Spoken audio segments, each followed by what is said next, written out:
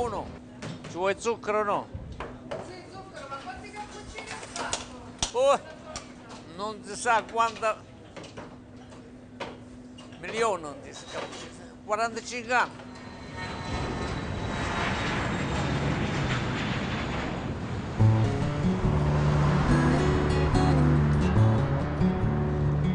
Io mi chiamo Cono Manzolillo, vengo da San Marco de Teggiano, provincia di Salerno. Sono venuto nel 66 con la Michelangelo. Poi ho aperto il 69 qua, perché qua non c'era nessuna pizzeria prima, no? È stata la prima pizzeria e caffè. Il primo caffè espresso l'ho messo io qua. La gente faceva una fila. La maggioranza che erano tutti italiani, sto condotto. Pochissimi americani proprio. Paesani, amici, napoletani, baresi, no?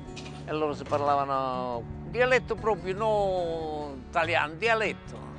Ognuno che è italiano che qualcuno andava a Manhattan, perché se aveva che aveva a che fare, ma se no non ci andava, perché ci sono gente adesso che non sapevano, pure quelli italiani, che non sapevano manco camminare, non sapevano leggi. Questa zona era tutta italiana. Chi se ne è andato via, chi è morto, che sono mischiati adesso, no?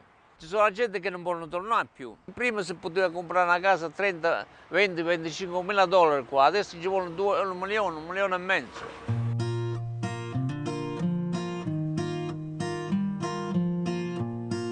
My name is Mike Chiricella. I'm from Salerno, Italy.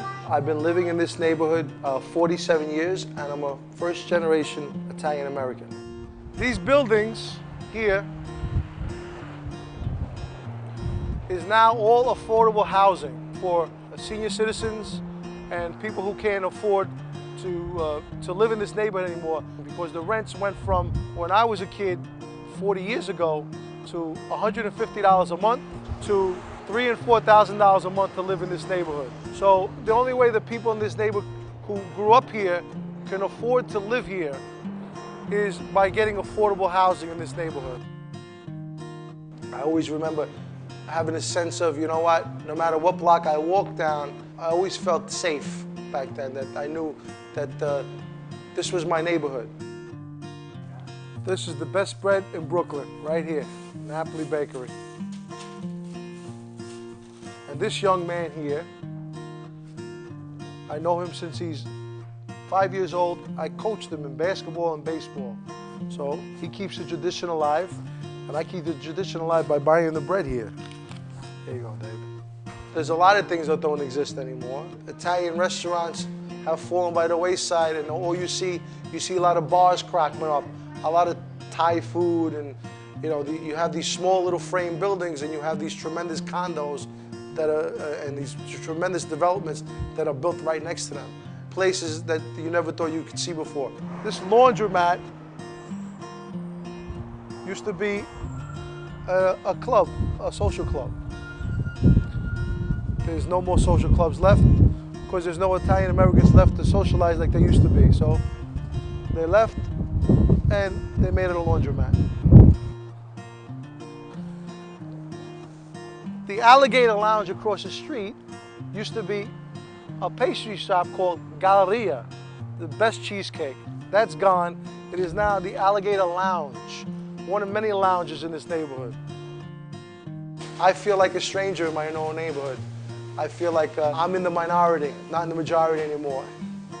I prefer to be the Williamsburg from 30 years ago.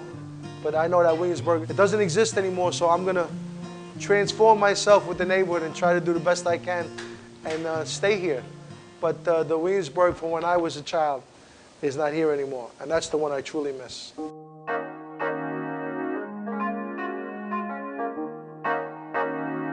My name is Dominic Varuzza, and I'm first-generation American, here born in Brooklyn, New York, and my family comes from Teggiano, Italy. Williamsburg to me, it's like just like everybody else comes from this neighborhood. It's just like a part of your life. Everyone's like a family and a part of each other, and it's not the same now as what it once was 40 or 50 years ago, but it's nice having that feeling of camaraderie, knowing like someone on the street or your neighbor, or being proud that you come from a strong Italian neighborhood like Williamsburg, Brooklyn. The Giglio is kind of just something I was born into. My father, grew up in this neighborhood, so, I mean, anyone who comes to this neighborhood, they know the Vigilio, they know the feast. So he just kind of was drawn to it and wanted to be a part of it. He just started lifting the Giglio when he was like 15, 17.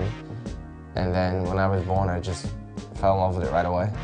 Since I was a kid, I was 4 years old, I would just always want to be around it, and the band and him. And every Saturday I'm helping build the Giglio, and I'm always in church, and it's an important tradition that I hope I can uphold, and that's around for my kids and my grandkids. Like, I got to grow up through it. I really don't know how this community will last as, a strong Italian community. Obviously it changed, it's nowhere near what it once was, and a lot of people have moved away. And I feel like, as older people, will be gone at one point. Unfortunately, it'll lose a lot of it, but I think things like Italian restaurants and stuff that are mostly run by people whose parents immigrated to this country, a lot of them from where I'm from in Teggiano, they kind of hold it, and people come back to this neighborhood to be a part of that. And they love to come back and talk about, oh, my grandfather was from this street and this, and people have that nostalgic feeling about Williamsburg. So I think that's what the Giglio does. And I think Giglio brings people back to what once was, a great Italian neighborhood.